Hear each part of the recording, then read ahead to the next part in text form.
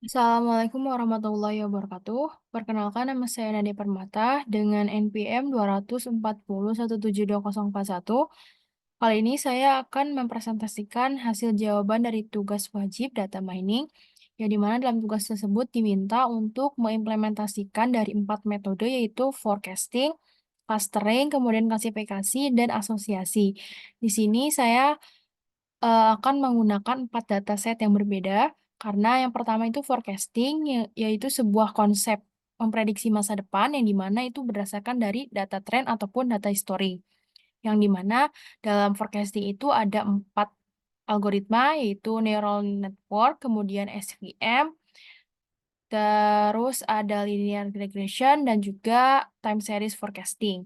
Nah, di sini saya akan mengambil salah satu dataset yang ada di link yang saya cantumkan di jawaban headlink, yaitu dari Romi Dataset, yang dimana itu merupakan transaksi saham.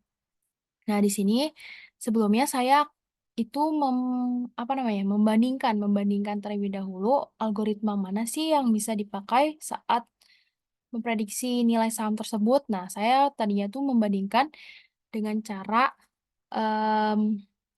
cross validation dengan linear regression dan juga neural network. Nah, di situ saya membandingkan yang ternyata hasil yang terbaik yaitu atau RMSE itu keeroran tingkatnya lebih rendah, maka itu lebih bagus. Nah, yang dilihat ternyata yang neural network yang lebih rendah. Maka dari itu saya mengambil neural network sebagai forecasting ataupun prediksi dalam sebuah nilai saham tersebut. Nah, di sini saya masukkan datanya. Ini kemudian ada neural network, kemudian apply model. Nah, di sini ada data testingnya, di sini data trainingnya, mohon maaf. Di sini data testing.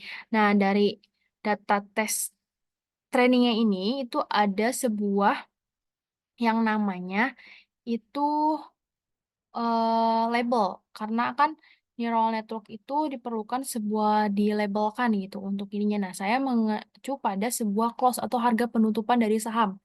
Jadi saya ubah itu jadi tipenya label. Kemudian di sini langsung kita hubungkan, kemudian hubungkan dan kita run atau di start.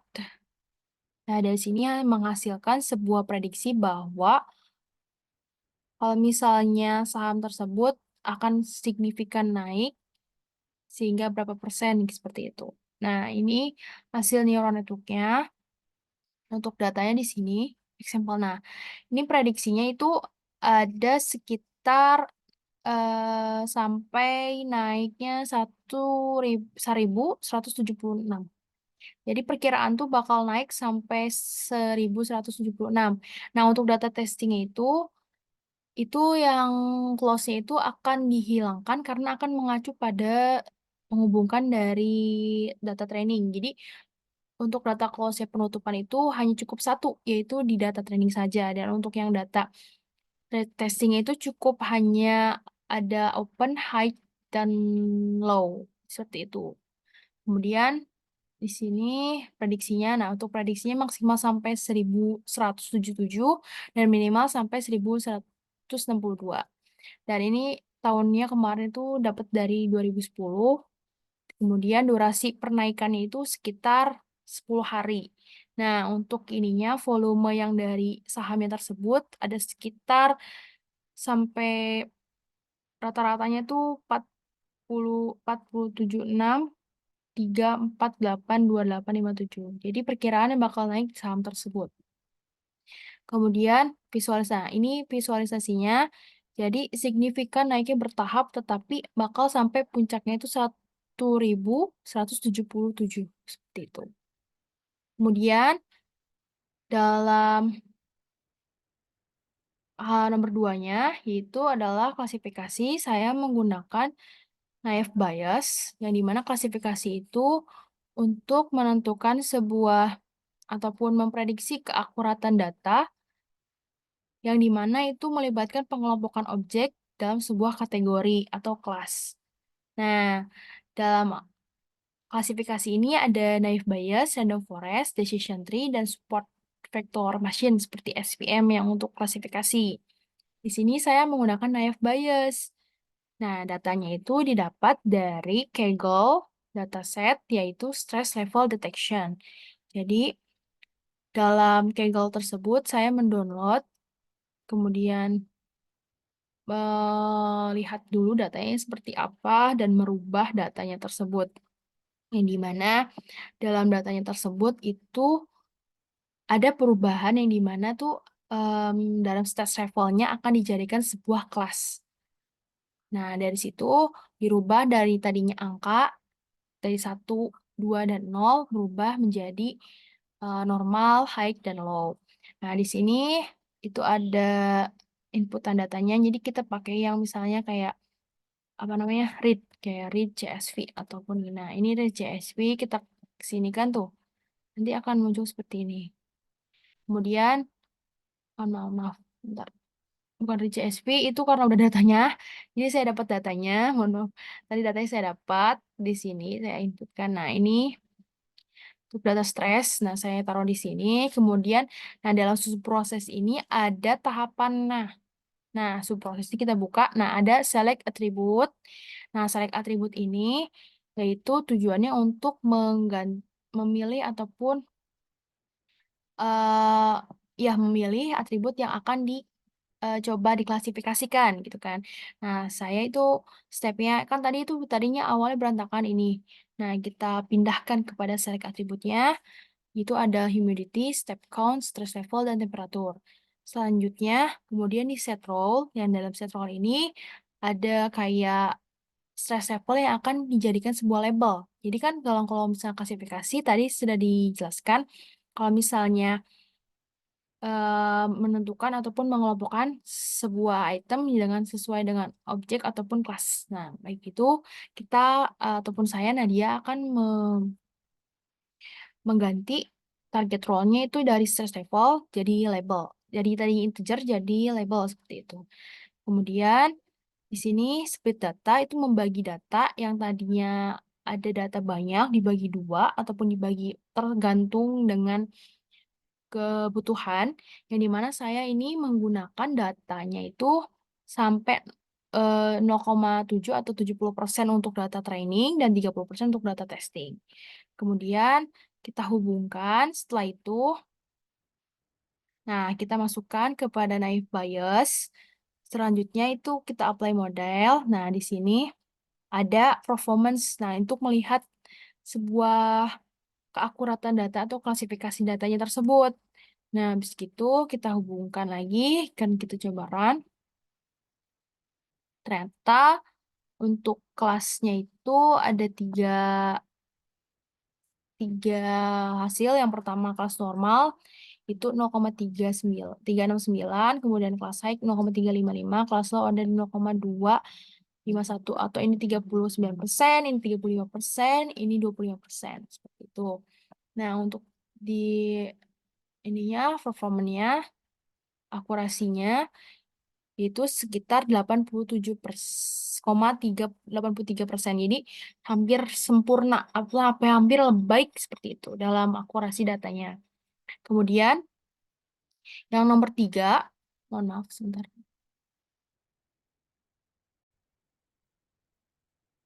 Nah, setelah itu yang nomor 3 yaitu clustering. Nah, clustering ini Nadia menggunakan dataset data seller live streaming,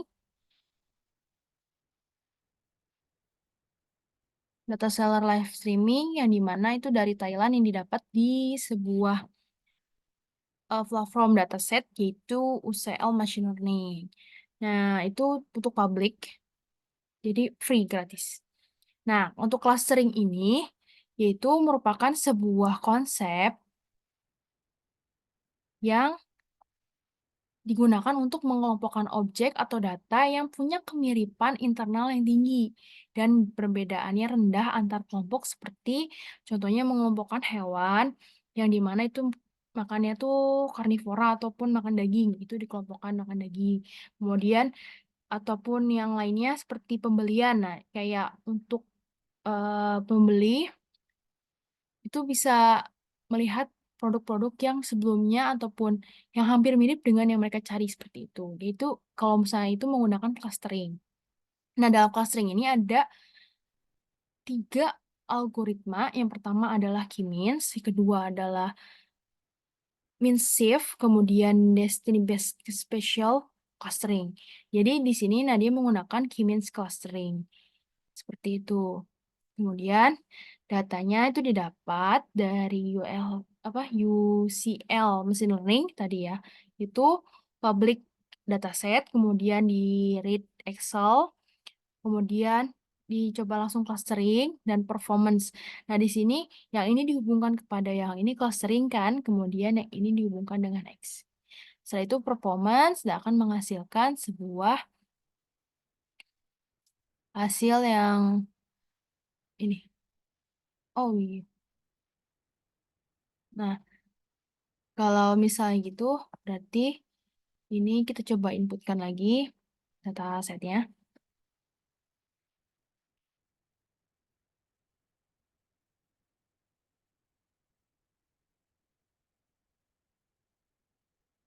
Oh, ternyata pernah lagi error agak sedikit lambat, jadi laptop saya agak nge-lag. Kan, ya kita coba dari awal. Kita hapus dulu.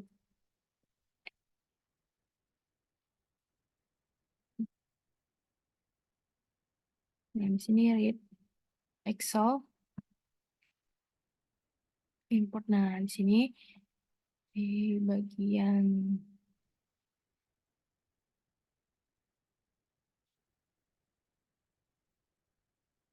download, kemudian di hmm, dataset. Nah,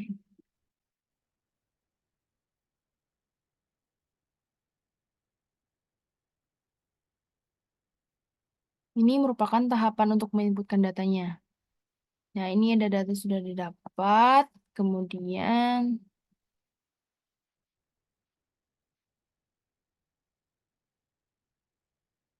next lagi. Nah, untuk yang status ID dan juga status public tidak digunakan.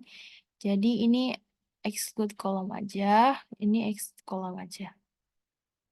Nah, setelah itu kita finish. Kita langsung hubungkan.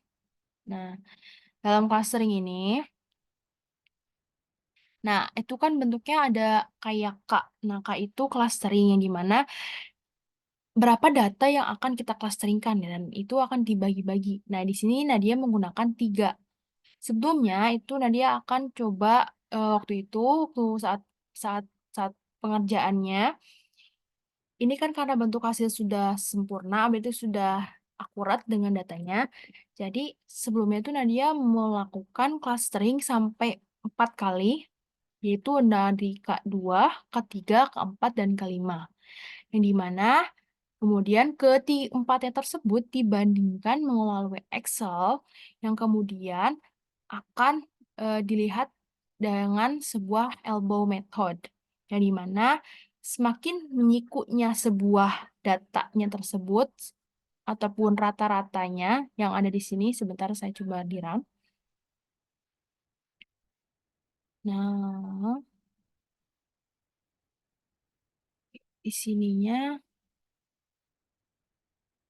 status type is not all. Jadi yang di sini itu status type-nya nggak perlu diadakan ataupun nggak perlu di ini kan. Nah, status type. Nah, ini nggak usah berarti. Nah, berarti langsung apply. Langsung di ini lagi. Nah, itu menghasilkan seperti ini. Nah, ini ada 3 clustering kan. Di K-nya 3. Kalau misalnya K-nya 5, berarti clusteringnya dari 0 sampai ke 4. Kemudian di sini, nah ini clustering 0, 0, 1, 1, 1, 1, sampai ini.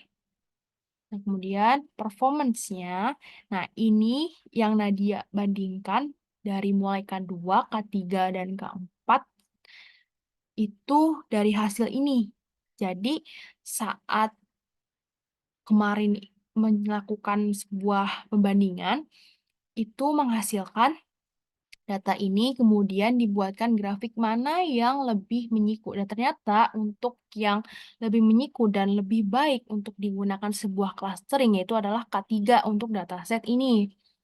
Nah, maka dari itu, nah dia menggunakan dataset untuk K3 ini. Nah, itu visualisasinya seperti ini. Yang untuk warna merah itu adalah clustering, untuk orang-orang untuk clustering 1, hijau clustering 2, dan 0 clustering warna biru. Seperti itu. Ini menggunakan data yang ini comments, yang ini share. Yang untuk namanya yang keempat, asosiasi, yang dimana itu Nadia menggunakan data transaksi yang ada di Romi dataset yang ada di link jawaban. Seperti itu. Kemudian di sini menggunakan asosiasi algoritma PF growth, yang dimana itu sebuah penyempurnaan dari sebelumnya asosiasi yang ada di apropriadi apropriadi ya itu seperti itu namanya, apa sih namanya, Pak Apropriadi gitu kalau nggak salah, apropri mohon maaf, apropri. Jadi F-Broad itu merupakan sebuah penyempurnaan algoritma dari apropri. Nah, jadi asosiasi itu juga sebuah analisa yang digunakan untuk menentukan atau menemukan aturan asosiasi antara sebuah kombinasi item. Contohnya seperti analisa pembelian di suatu pasar swalayan dengan melihat kemungkinan seseorang membeli roti bersama dengan susu itu berapa banyak. Nah, di sini dia menggunakan dataset yang tadi sudah dijelaskan yang ada di link dari data jawaban.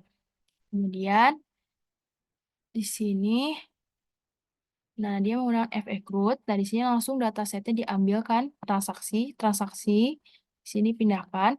Kemudian PF Root dimasukkan, ada di sebelah sini untuk nyarinya. Selanjutnya adalah create association. Nah, di sini itu nggak lurus gini untuk menghubungkannya, tetapi dari fray ini kemudian masuk ke sebuah inti.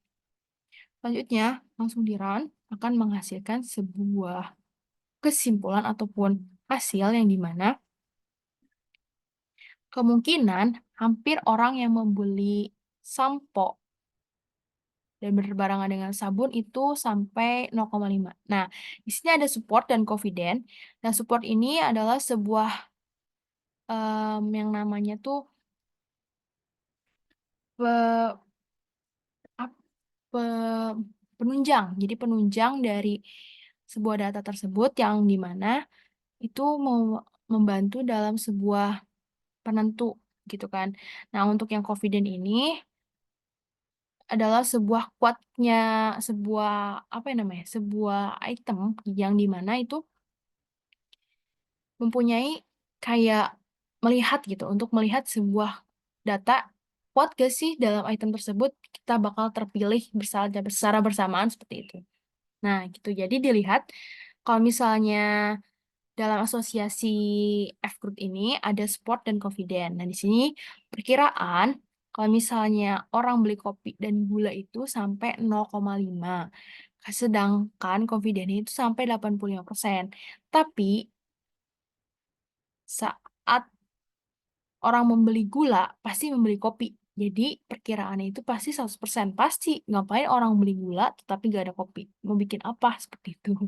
Kemudian kemungkinan juga beli kopi, sampo, sabun. Bisa jadi, tetapi itu kemungkinan supportnya ataupun penunjang dukungannya hanya cuma 25%. Dan kemungkinan yang tinggi itu sampai 50%. Dan juga ada yang lebih rendah yaitu sampai 16%. Itu jarang-jarang orang membeli spray, popok, ataupun boneka, sampo, sabun itu secara bersamaan. Tetapi untuk kuatnya confident tersebut, ya pasti 100% gitu kan. Kemungkinan mereka akan beli. Maka dari itu, dari keempat asosiasi, atau mohon maaf, dari keempat metode tersebut, yang sekiranya dapat membantu ke depannya, yaitu adalah asosiasi dalam sebuah memprediksi penjualan, kemudian untuk, mohon maaf, bukan memprediksi, tetapi menunjang ataupun melihat bagaimana pembeli akan membeli apa saja, kemudian ada clustering yang di mana itu ada melihat sebuah kesamaan dalam sebuah itemnya, kemudian ada klasifikasi keakurasian datanya. Yang pertama ada forecasting, itu menentukan prediksi masa depannya seperti apa, apakah akan bagus atau tidak. Dari keempat tersebut dalam e-commerce sudah dicantumkan dan sudah digunakan juga dalam sebuah data analisis ataupun data science untuk menunjang ke depannya seperti apa. Mungkin itu saja yang dapat saya sampaikan. Terima kasih. Mohon maaf apabila ada kesalahan kata. Wassalamualaikum warahmatullahi wabarakatuh.